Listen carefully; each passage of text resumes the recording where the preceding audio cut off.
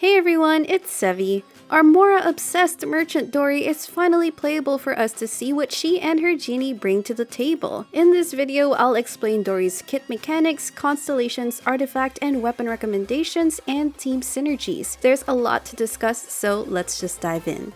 At face value, Dori is a support through and through. Her kit revolves around her burst that simultaneously heals and batteries a party member, and since her build leans towards stacking HP, she can act as a sort of tank as well. Not long ago, we were asking for an Electro healer, which came in the form of Kuki Shinobu. Strangely, the next Electro unit afterwards turns out to be yet another healer. Some people might draw comparisons between them, and that's fair, which I'll get to later on. At least now, we have two potential choices for that role. But we saw how Kuki, despite being a support, turned out to have good potential for dealing damage in the form of an EM build. So you might also wonder, does Dori have some similar potential as well? Well, the short answer is sort of, which I'll explain more later. To better see if she has a place in your teams, let's go through how her kit works. Dori's slow greatsword normal attacks are pretty much going to be left alone. I will say that they have the most quirky attack animations I've seen. Dori doesn't even do the attacks herself, but rather it's the genie that does all the work. Probably has the best spin animation too. Anyway, let's get to her more important talents. Her skill fires a troubleshooter shot, which is an instance of electro damage. It fires off 2 additional instances of electro damage, aptly called after-sales service rounds, that can track either the same enemy or other enemies nearby. This also has a small splash damage effect, so if enemies are grouped closely enough, or if there are Dendro cores near their targets, the shots can also hit them. The skill also consistently creates 2 electro particles as long as you hit an enemy. The initial round can sometimes misfire and land somewhere weird, which is unfortunate, but the service rounds will track enemies reliably. These shots follow a standard ICD. At C0, if the 3 shots hit the same enemy, only the first shot will apply Electro. Don't expect this skill to deal high raw Electro damage. Instead, the main purpose of her skill will be to apply Electro, which can either trigger or set up reactions, and to generate Electro particles. Moving forward, her burst is the core of her gameplay and support kit, and it does quite a number of things. First, casting it puts down her Genie lamp. When you're in its range, it creates an electro current that connects to the active character who receives some buffs. How long is the range of the current? It's fairly large. For reference, the radius is a little bit bigger than Bennett's circle, as you can see here. However, it creates a pseudo-circle impact gameplay since you have to stay within its range or it's useless. One particular risk is that if the enemies are very mobile, you might have to run too far from the lamp, which makes you lose its buffs. So some positioning awareness is necessary to maximize it. Another is that her auto-aiming may sometimes throw the lamp where you don't want it to land, leading to bad positioning. These aren't that frequent, but they can happen from my experience. Anyway, the on-field character it's connected to gets a healing and energy regeneration tick every 2 seconds, and it can tick for a total of 6 times. The heal value scales based on Dori's max HP, which has a relatively high multiplier, and for many situations it's fairly comfortable. As for the energy regeneration, it's a flat value that scales with her burst level. I have to make it clear though that Dori cannot fix all your ER needs. While she helps a bit with energy generation, you're still expected to run ample ER on your characters, as they'll still rely on skill and enemy particles mainly for their energy source. Another property of her burst is that it applies Electro on the character it's connected to. Most times you won't notice this, but this has particular disadvantages you should be wary of. It might work against you if an enemy triggers a negative reaction on your character, such as being affected by electrocharged, overload, or superconduct. In the wrong scenarios, these can be annoying. But in some scenarios, you can use this to your advantage by making it act as a cleansing aura to remove an element on your character. Another is by using it with Bennett's or Jean's bursts, who can respectively self-overload and swirl this electro aura. These mechanics can even be used by certain teams. One last mechanic is that its current deals very quick electro damage to any enemies caught in its path. Unless you force Dori with an attack crit build, this will deal very negligible damage. And while you might think this is good for fast electro application, it unfortunately has a no-hit 3-second ICD. What this basically means is that it will take 3 seconds between every electro application, no matter how many times the enemy gets damaged. But if you're curious about using her as a Hyperbloom trigger, it does technically work since Dendro cores don't care about ICD. This is also one way to get her to do a lot of damage with an EM build, sort of like what happened with Kuki Shinobu. However, you may find it to be an impractical mechanic. It forces you to have to pass the electro current through the Dendro core to trigger it. This can be clunky compared to the other characters who can more conveniently trigger Hyperbloom. There is an added mechanic in C2 that makes her a bit more viable as a Hyperbloom trigger, which I'll discuss later. But if you don't plan to build her for this role, then no need to worry about it. Finally, let's look at her Ascension passives. Her A1 passive lets you reduce the cooldown of her skill by 1 second whenever a character affected by her burst triggers an electro-related reaction. Since you'll most likely be doing that anyway, you can expect her skill cooldown to be more like 7 seconds rather than the original 9 seconds. This can be useful in teams where you want to swap into her more often. Then her A4 passive lets you regenerate a certain amount of energy when her skill's shots hit an enemy. The wording might be confusing, so more accurately, the rate is 0.05 energy per 1% ER. So for example, at 210%, it will provide 10.5 energy. This can only proc once per skill and it caps at 15 energy. For talent priority, focus on her burst as it increases the heals and the energy per tick. You can choose to level up her skill, though doing so will only increase its damage, which isn't necessary. Then you can leave her normal attacks alone to reserve your resources.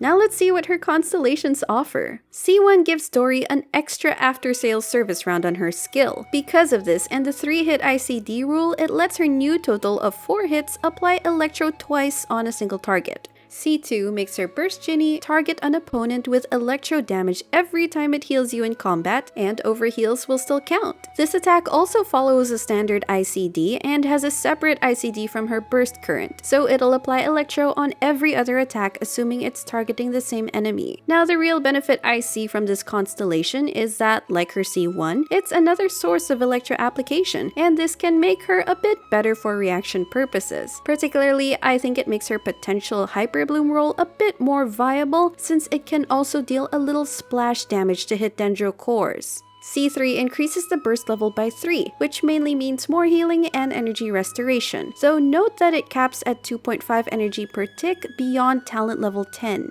C4 further buffs the genie's healing and battery ability by increasing incoming healing and ER of the character connected to it if their HP or energy are low enough. C5 increases the skill's level, but that only has a marginal increase in damage, and C6 tries to give Dori some field time by giving her Electro Infusion and on-hit healing mechanics for 3 seconds after using her skill. Note, however, that Dori's normal attacks are quite slow, and healing with normal attack hits would only be necessary in emergency situations, since her burst should heal enough, and it comes with the drawback of extending your rotation. Moving on to her artifacts. For me, there are 2 viable ways to build Dori. First is the full support build leaning into her healing and battery utility, which is much easier and recommended to do. For 4-star sets, you can go for the 4-piece Exile set to further boost her battery utility. There's also the 4-piece Instructor set, which can be situationally the best set if your team is heavily reliant on reaction damage. For full 5-star sets, it depends on what role you want to further boost. You can give her a Noblesse set to add an attack buffing utility, making her a better all-around team support and increasing team damage. It won't give the highest healing potential, but with the right main stats she should still provide ample healing. If you do want the most healing, a full Maiden's Beloved can give the highest healing numbers, though it might be overkill at that point. Also, you might be considering the 4-piece Ocean Hued Clam set. However, the damage ticks it provides will be fairly low, since she doesn't have the same fast party-wide healing outside of her C6 that other healers like Barbara and Kokomi do, so the 4-piece effect will be underutilized.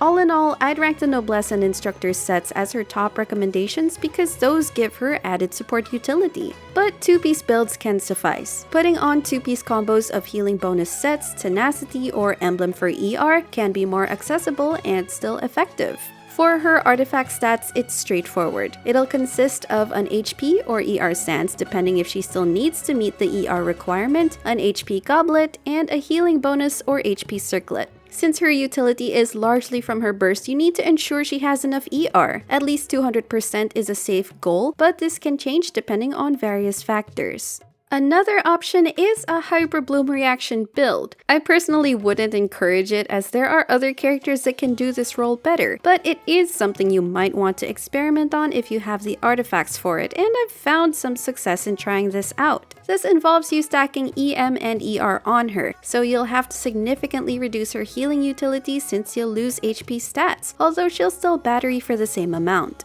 On a side note, this is one advantage of Kuki Shinobu's EM build, since her healing also partially scales off of EM, at least making it more viable, whereas Dori's purely scales from HP. For the sets, 4-piece Gilded Dreams will give the highest EM ceiling, or just go with 2-piece EM or ER set combos. Use an EM or ER Sands, depending if you need to meet her ER needs, then an EM Goblet and Circlet. But again, the most convenient route is to just go for her support build. Now let's take a look at her best weapons. Due to Dori's ER needs, my first set of recommendations are none other than ER weapons. The Favonius Greatsword is my top recommendation due to it further strengthening her team battery utility. It works well with her skill's multiple hits and her burst's very fast damage ticks, which all create lots of opportunities to proc crit and the weapon's passive. A next contender is the Sacrificial Greatsword. Aside from suiting her looks, its cooldown reset helps with Dori's energy and lets you have an extra instance of Electro application. Dori also gets several chances to proc the passive too due to her multi-hit skill. A third top contender is the new Sumeru craftable claymore, the Forest Regalia. It lets you create this leaf when you trigger a Dendro-related reaction, and picking up the leaf gives the character 60 EM. This is helpful to boost a teammate's reaction damage. Finally, two more viable ER weapons are the Inazuma craftable greatsword or the Skyward Pride. However, the first three choices have a higher priority. Whatever build you're using on her, these ER weapons will most likely be the best choices to help attain her ER requirement. But otherwise, alternative weapons could be EM weapons, particularly the Rain Slasher or Blood Tainted Greatsword for her EM build, as long as your artifacts have all the ER stats you need. And unfortunately, despite her being an HP scaling claymore user, using the Bell or Fairest Shadow, which have HP secondary stats, are heavily discouraged on her since ER weapons are just massively better for optimizing her stats. Finally, let's talk about how to slot her in teams. It seems that Dori is meant to be generally flexible as a healer and battery, so if you need one, just slot her in. While she may not necessarily be the most optimal addition, she's still an option, though there may be some teams where she has more synergy. For one, Dori can help support hypercarry units that spend a lot of field time but also need a lot of energy generation. For example, Xiao can't generate particles during his burst and can take a lot of damage without a shielder. Another is Eula, who has a long on-field wind-up time for her light sword to get stacks, and Dori can help her get back energy, heal, and trigger superconduct. Basically, any unit that takes up a lot of field time and needs help surviving, Dori can help. Another possibility is using her as a healer in a Taser team or a Quicken team. For now, those teams have units that are well-established core members. Adding Dori in can noticeably impact the damage output, so this should only be done if you really just prefer the comfort over damage. But maybe in the future, she'll find more places in expanding Dendro teams.